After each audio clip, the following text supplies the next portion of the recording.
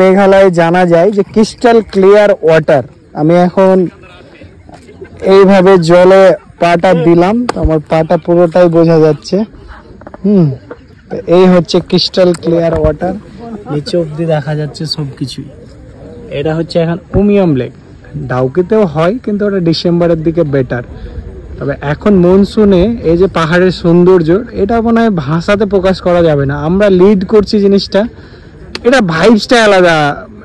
মানে এটা ইন্ডিয়া না, ইন্ডিয়ার বাইরে মনে হচ্ছে। তো আমাদের ইন্ডিয়াতে এত সৌন্দর্যের জায়গা আছে, হ্যাঁ। তো আমাদের বাকেট লিস্টে যে প্ল্যানটা আছে না, যে আগে ইন্ডিয়া এক্সপ্লোর করব, এটা এই জন্যই আছে যে ইন্ডিয়ান বিউটি, যেটা দেখে মানুষ ইন্সপায়ার হবে। আমাদের ইন্ডিয়ান কালচার, আমাদের ইন্ডিয়ান সে ফুড, আমাদের ইন্ডিয়ান আর্ট, এইগুলো যে মানুষ এখনো অব্দি উপলব্ধি করতে পারছে না, বাইরে বা ফরেনার্স বা ইন্টারন্যাশনাল যারা আসে তাদের জন্য এইসব জিনিস। এখানে চুপচাপ বসে সারাদিনও কাটিয়ে দিলে একদম বোর লাগবে না। কথা যেটা আসিফ বললো যে ইন্ডিয়াকে এক্সপ্লোর করার জন্য, এর আগে আমরা সিকিম, দার্জিলিং ঘুরে এসেছি।